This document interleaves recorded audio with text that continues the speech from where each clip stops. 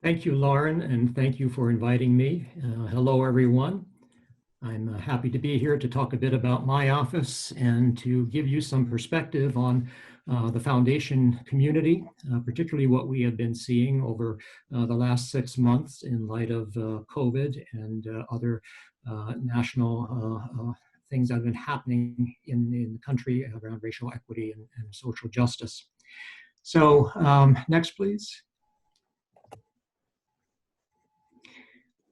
This is an overview of my office. As Lauren indicated, this is the Office of Foundation Relations. We are located within University Advancement in the Central Development Office, and we basically function as a centrally located office working across all of the colleges and units on campus. We tend to focus mainly on university level initiatives that span various colleges, focus on president and provost priority initiatives.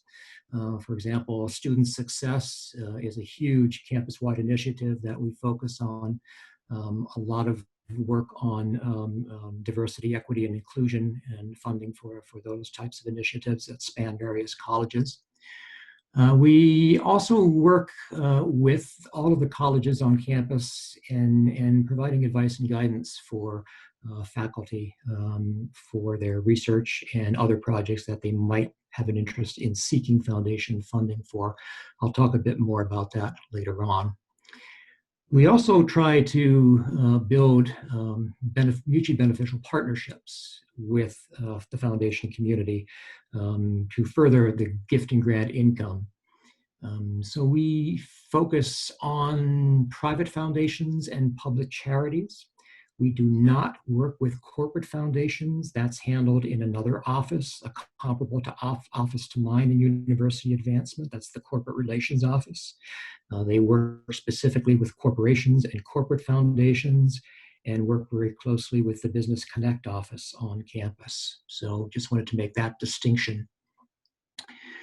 So with maintaining these positive university relationships, what we try to do is work with senior leadership at the university. So we try to maintain relationships between the president, the provost, and often the vice president for research and innovation with leadership at foundations that we have we're partners with, or foundations that we want to develop partnerships with, so that we maintain that higher level university relationship. So that involves taking the president or the provost to meet with senior leadership so that they can develop that relationship. It gives us an opportunity to hear firsthand from foundation leadership what their current focus areas might be, and also where they might be headed in the next 5 to 10 years as a foundation. Give us some insight, and that helps us to think about how we might need to position ourselves in the future for opportunities that might be coming down the line from some of the foundations, particularly the larger national level foundations. And often in those conversations, we're able to talk about a lot of the good research that's taking place and here on campus, as well as other projects and initiatives.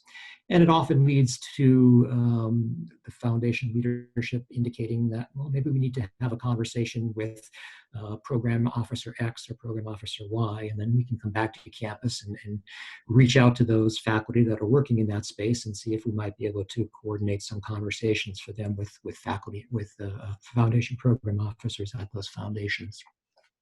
We also try to coordinate foundation campus visits. Obviously now it's a different world. We're not bringing foundation folks to campus, but we can try to do that virtually. And also our meetings with foundation leadership and program officers, obviously over the last 6 months, have been virtual meetings as well.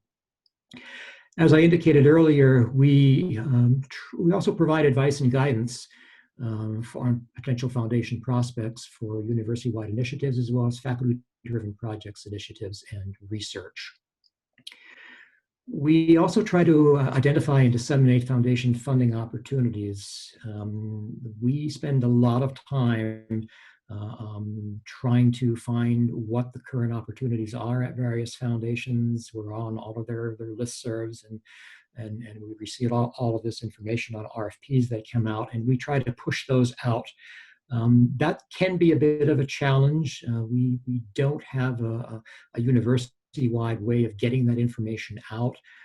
So we typically, when we identify a foundation RFP or an opportunity, we typically push those out to the associate deans for research in the colleges and hope that the associate deans in the colleges will then distribute those to relevant faculty, chairs, and others. It's probably not the most efficient process, but we found that that's the best way right now for us to do that.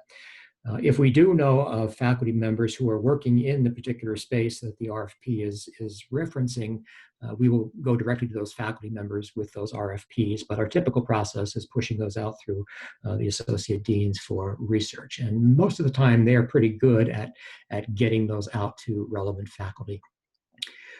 We also work very closely with the Vice President for Research and Innovation's office on foundation funding opportunities, and particularly those institutionally limited foundation awards and competitions, which I'll talk about toward the end of the presentation. The other thing that my office does, mainly me, is I am on the routing list for all foundation proposals that are processed through the Office of Sponsored Programs.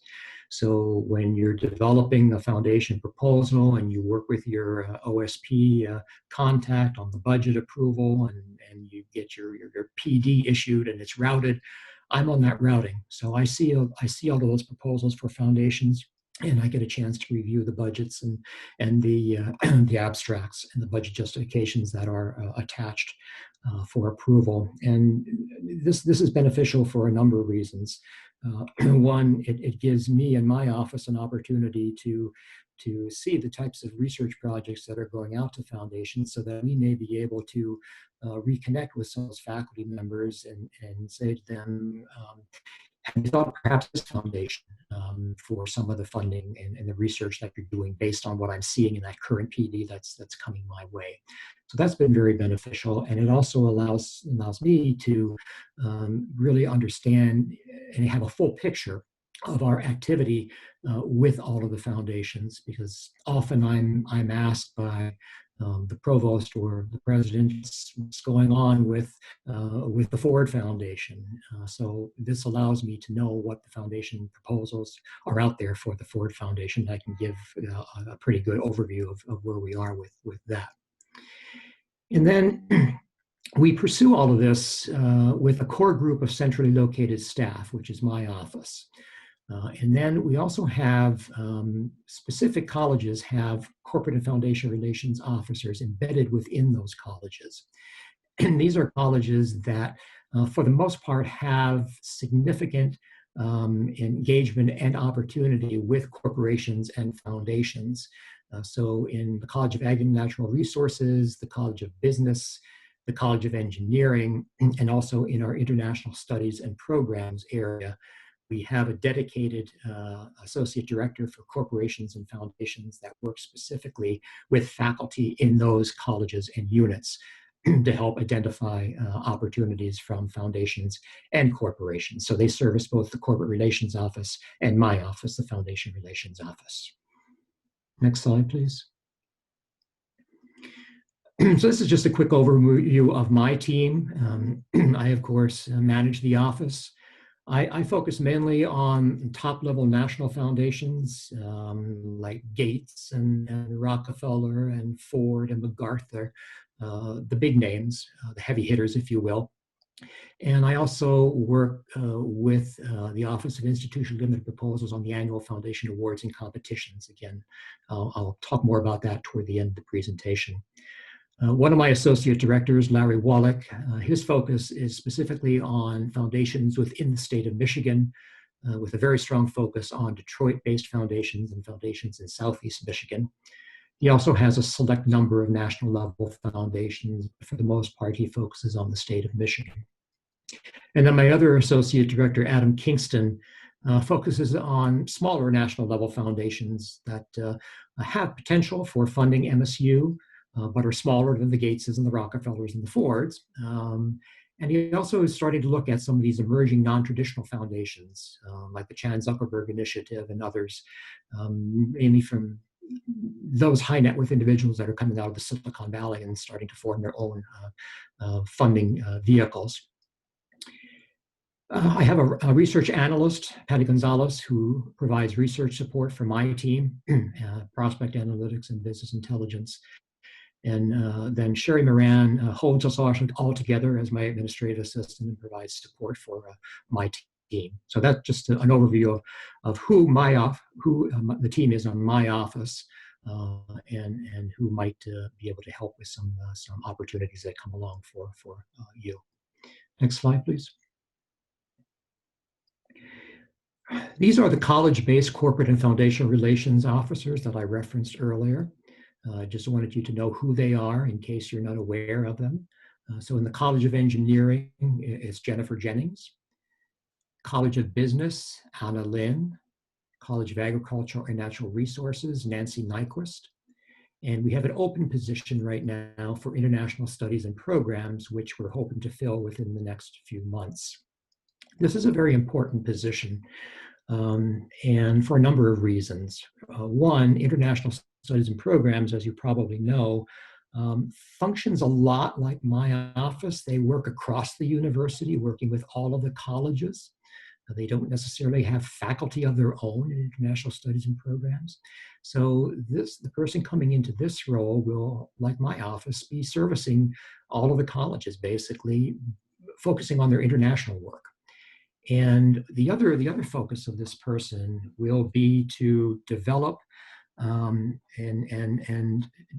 nurture relationships with in-country offices of foundations that are based here in the United States. Because my experience, and I've been here basically in the same role for 21 years at the university, and my experience in working with these foundations over the years, particularly on our international work, is that we need to be partners with and have relationships with the in-country offices of, let's say, the Rockefeller Foundation or the Gates Foundation or the Ford Foundation, all of whom have offices in Africa. Many have offices in Asia, Latin America. Because if we're doing work in those locales, those are the program officers that really need to have an understanding of that type of work, because they will be the advocates back to the main offices here in the States if we're going for funding and submitting proposals. So this person will play a very vital role in helping us to further develop those relationships. We do have relationships with quite a few of those offices already, but we need to be building those more strongly. For those colleges that do not have these dedicated CFR persons, what we are encouraging is each of your colleges does have a development office and a development director. We are encouraging, if you have questions about foundation opportunities, to use the development director as your first point of contact. That person can provide some basic advice and guidance, and if necessary, can liaise back to my office and bring either me or one of my staff into the conversation if we're at that point. But it's much more efficient because, as I said, we're servicing all 17 colleges, and this just makes it more efficient if you use your development person or the CFR person, if you have one in your college, as your first point of contact if you need to, or if you would like some advice and guidance. Next, please. So I'm kind of dividing this part of the talk into two sections. Foundations they fund, in my view, two different broad areas. Okay, so they fund broadly projects, initiatives, and then there are this other set of funding opportunities that I referenced earlier. Awards and competitions, and those are research focused. So this first part, this major trends part that I'm going to talk about right now, is mainly for those foundations that are more focused on projects and initiatives, if you will, rather than pure research. I just want to make that distinction. Not that these foundations are not funding research, but there's that distinction that I think will become clearer when I get to the awards and competitions. But I wanted to provide some general broad trends that we've been seeing over the last couple years and then move into some of what we're seeing in the last 6 months with the COVID. But for the most part, these trends have not changed, and I don't foresee that they will change significantly in the near future. And I think we need to be cognizant of these trends as we move forward as a university and as faculty members who are seeking funding. So the first thing is that we're seeing a whole new group of foundations emerging. I mean, for as long as I've been in this, working with foundations, in total, it's about 25, 27 years. We're, I think, all familiar with the old legacy foundations like the Rockefellers and the Fords and the Kellogg's. And they're still here funding heavily. But there's this new set of foundations that are starting to emerge. And again, a lot of them are coming out of the Silicon Valley and these high net worth individuals who are really looking to make a difference in the world. And they're much different in structure than the legacy foundations. Most of the legacy foundations, as you probably are aware, are endowed foundations. And they use about 5% of their endowment every year to award grants. Many of these new foundations that are forming, they're not endowing their foundations. They want their money to have impact now. These are usually younger individuals that are forming these foundations. They want to be heavily involved in the grant making opportunities and heavily involved with the grant partners that they're funding. They want to see huge impact. And this is somewhat different than the legacy foundations that we've worked with for many years. That being said, we are seeing that many of these traditional legacy foundations are beginning to rethink their approach and refreshing their strategies for a greater impact in addressing global challenges and threats, as well as societal and social issues. So we've seen I would say, a sea change in the last 4 to 5 years with many of these legacy foundations like Rockefeller and Ford in particular, and Kellogg, where there's a huge focus right now, and I'm going to talk more about this on social justice and racial equity. So I think we're going to see that trend moving forward as well.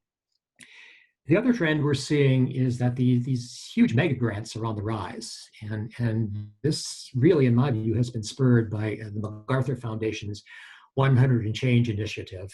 This is that $100 million opportunity that was initiated, I think it's about 4 years ago now. They had their first round and they just finished up applications for their second round. And we're seeing more foundations kind of moving into this space of these big challenge grants, big bet opportunities, competitions, if you will, to address global grand challenges. And the interest here is really on taking tested ideas to scale. They're really looking for large scale impact rather than on research or proof of concept or locally focused initiatives. So what we're seeing here is that a lot of the interest is on organizations that have the capability to implement these large-scale opportunities. So how does a major research university play in that space, where our focus typically is on research, albeit it's applied in many cases. But I think what we need to be thinking about is how can we partner more with some of these organizations that can help take some of the research that we're working to scale? Because if you look at the organizations that many of these foundations that are focused in this space are funding, they are more of these implementation type organizations. They're more nonprofit on the ground organizations. So I think that's a trend we're seeing, and I think that's something we need to be thinking about as we're looking to perhaps tap into some of this big bet money opportunity going forward. The other trend is toward, and this is not overly new, but I think there's more of an emphasis on this.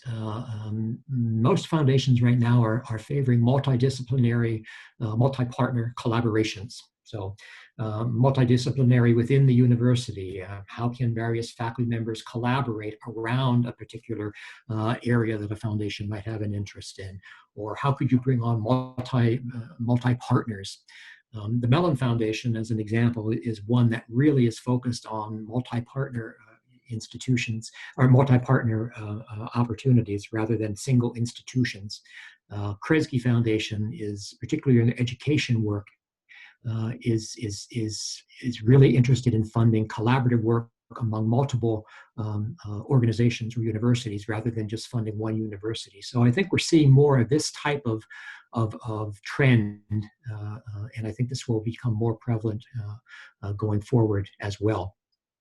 And as I indicated earlier, increasingly funding seems to be going to NGOs, advocacy groups, community-based organizations, implementing partners, and intermediate organizations who are typically regranting the dollars to other organizations. So I think it's more important for us to be thinking about how can the work that we're doing, or how could we partner with some of these other organizations on potential grant proposals and opportunities going forward, where in some cases, maybe we're not the lead on the proposal. Maybe it's one of these other organizations and we're working with an organization as a sub. But again, this is a trend that I'm seeing. And then also trending toward fewer but larger grants. Smaller one-off type projects and grants are becoming harder and harder to find funding for from particularly these larger national level foundations. They're looking for, again, these larger multidisciplinary, multi-partner opportunities for greater impact. And then you probably all know this, but many foundations will not support indirect costs, or they will only support a small percentage. I think that's important to know going forward. So next, please. And then again, this is a trend that I referenced earlier. Well, a number of foundations, particularly Kellogg and Ford, have always had a pretty strong social justice, racial equity focus. Particularly over the last few months, more and more foundations are committing to addressing these issues. And I like the words that Darren Walker, who's the president of the Ford Foundation, used. He said, "We're moving from generosity to justice." So this is a major shift for a lot of these foundations. So you've probably seen a number of announcements over the last 3 or 4 months from the Mellon Foundation, Packard Foundation, Hewlett, Cerdna, Rockefeller Brothers, and others, announcing significant dollar commitments to address these issues through support of social change organizations at the national, regional, and local levels.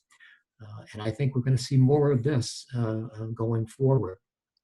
In addition, many of these foundations are not moving away from their current programming areas, but what they're doing is applying a social justice, racial equity lens to those program areas. And they're beginning to evaluate each proposal through that lens.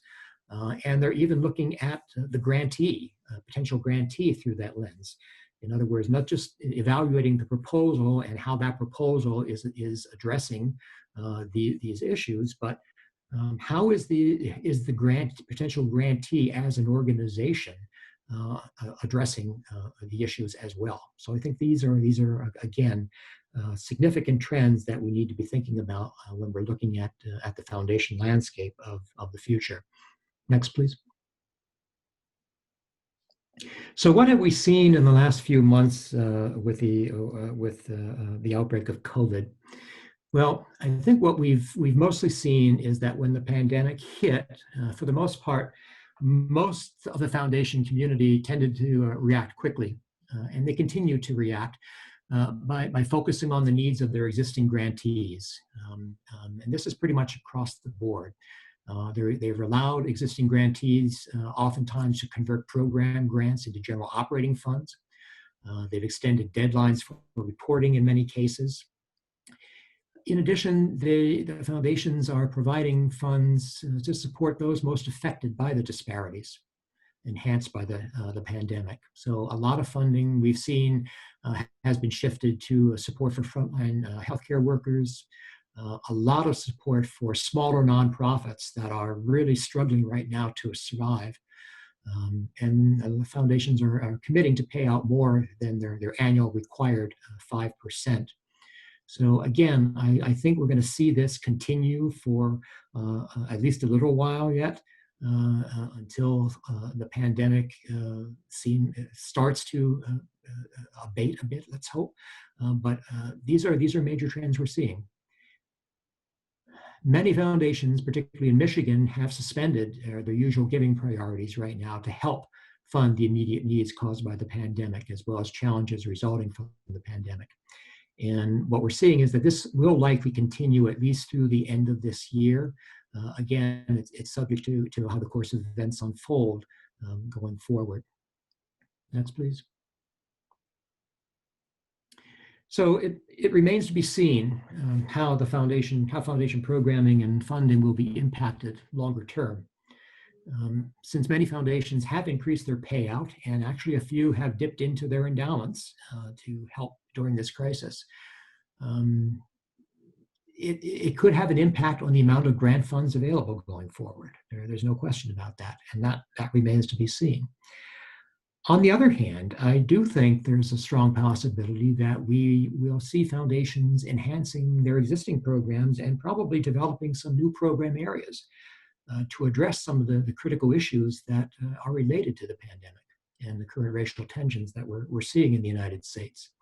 So again, without any really concrete knowledge here, I could potentially foresee areas that the foundations might have an interest in at some point in the near future and going forward. Might be types of evaluation studies to look at the effects of COVID-19 on various populations and sectors and geographic regions and the like.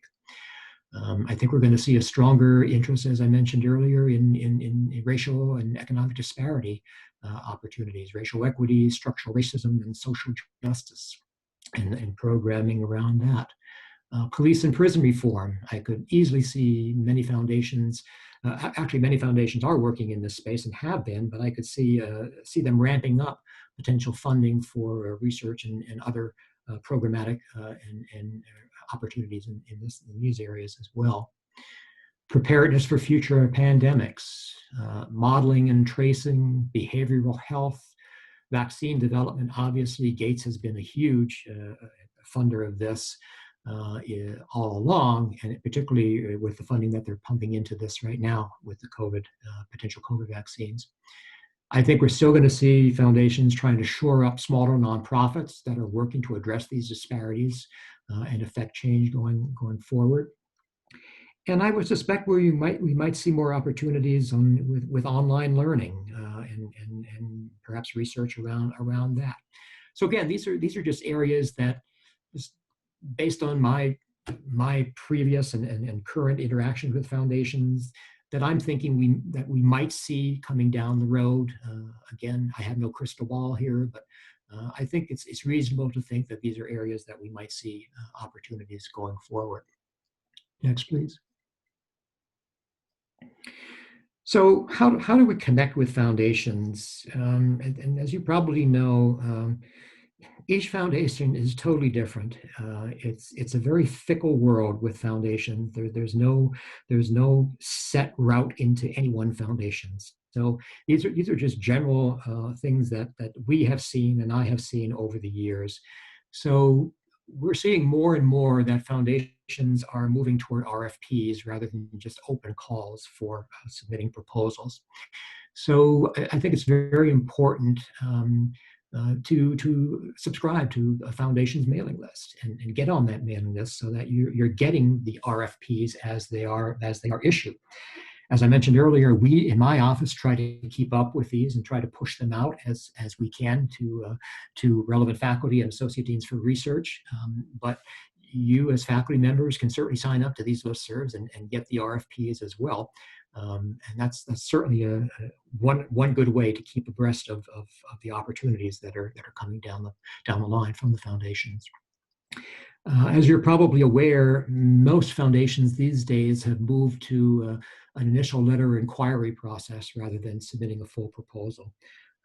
I think this is a great move because it saves everybody, I think, a lot of time and effort and energy in putting together a full-blown proposal that may or may not go anywhere with the foundation. So the short 2-3 page letter of inquiry is certainly a much more efficient way to really get a read from the foundation whether your project is something that they really might consider or not. So I was really pleased to see that more and more foundations are moving toward this type of a scenario. Again, as you're probably aware, many foundations indicate that they do not accept unsolicited proposals. Again, this goes back to their tendency now toward issuing RFPs. Robert Wood Johnson is probably the biggest foundation that's almost totally RFP driven. It's very difficult to work with them on a project outside of an RFP that they issue. It's not impossible, but it's quite challenging. But for those foundations that don't accept unsolicited proposals, that does not mean there's not an opportunity to engage with them. I have found that if we have something really compelling that we strongly feel aligns with the funding priorities of the foundation, many program officers will be receptive to an email or a short conversation to kind of talk to us about whether or not this is something that might be of interest. And if it is of interest, they might invite a letter of inquiry or a proposal. So just because it says they do not accept unsolicited proposals does not mean that there's not an opportunity to engage with them.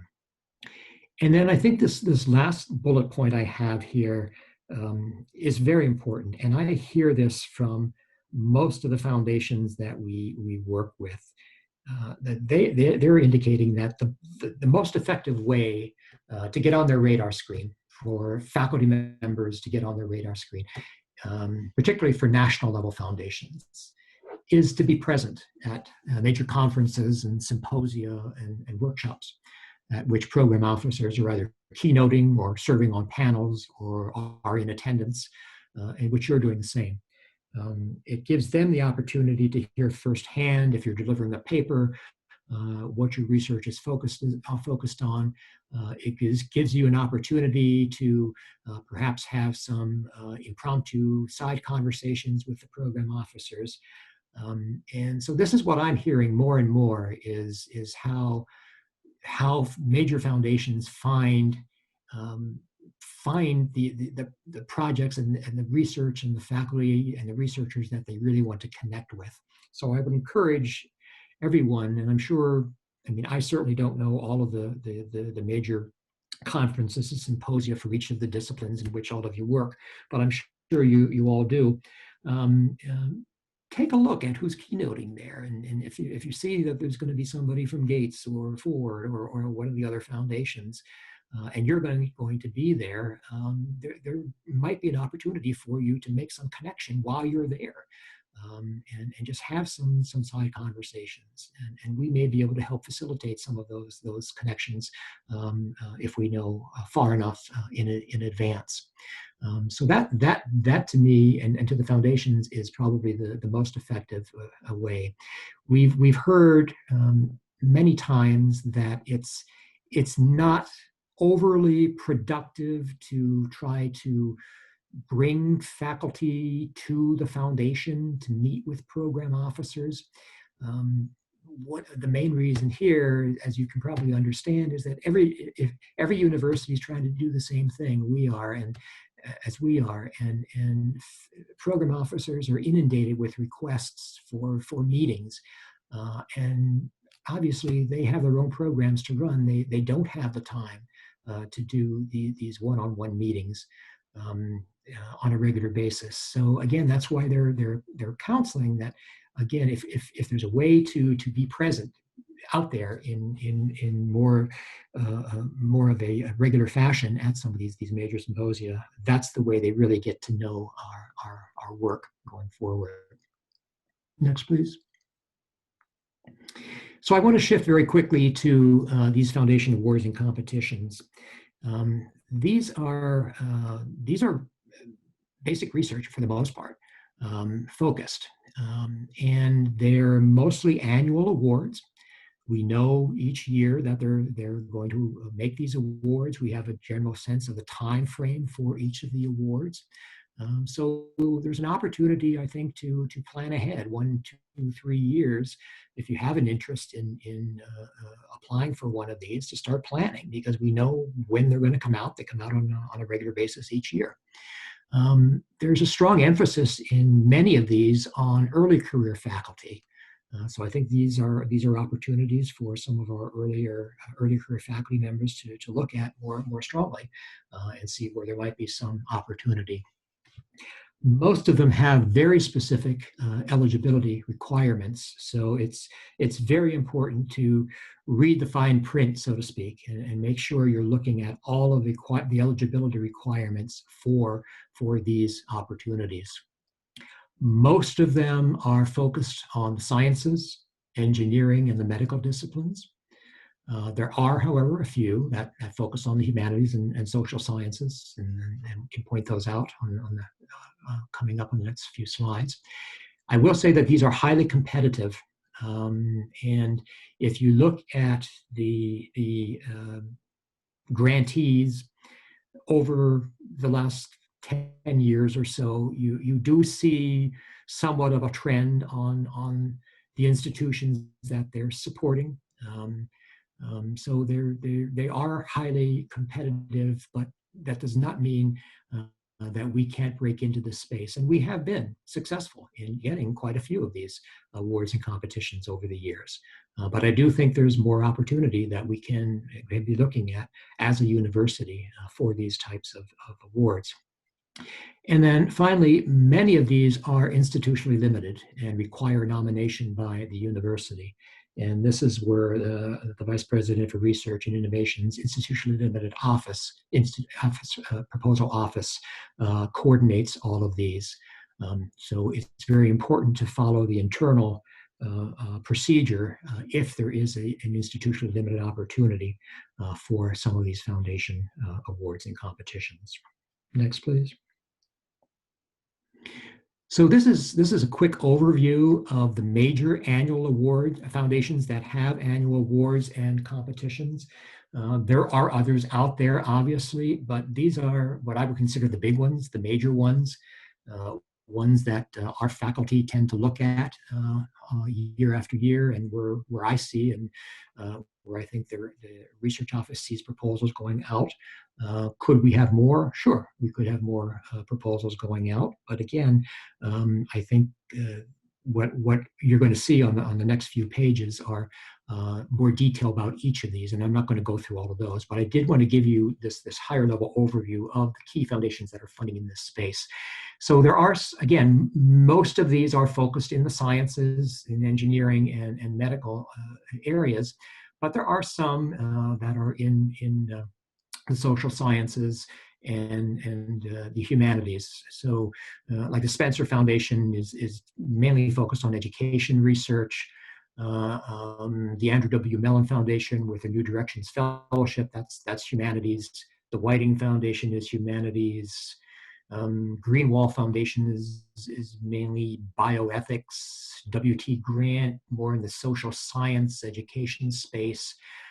So there are some on here that do offer opportunity beyond the hard sciences and the medical disciplines. And I encourage you to take a look at those. So next, please. So what follows here, and I am not going to go through all of these, but you do have the slides that you'll be able to take a look at in more depth, but I'll just take a look at this first one here. What I did was just give a quick overview of the foundation and the various annual awards and competitions that foundation provides. And obviously, I didn't go into a lot of detail here, but for each one of the foundations, I tried to provide a high-level overview. And you can certainly go to each of these foundations' websites to get a better sense of the specifics for each of these. And again, many foundations have multiple opportunities in these awards and competitions, and other foundations just offer one per year. Burroughs Wellcome Fund offers quite a few opportunities on an annual basis. whereas let's say the Josiah Macy Foundation just offers their Macy faculty scholars just that one opportunity per year. So again, Lauren, if you just want to scroll quickly through these to the end, it just give them an opportunity to quickly see what's here. And again, they'll be able to see all of this on the slides that will be posted on your website. And with that, I thank you for your patience, and hopefully I was able to provide some advice and guidance that you'll find useful, and happy to try to answer any questions that you might have.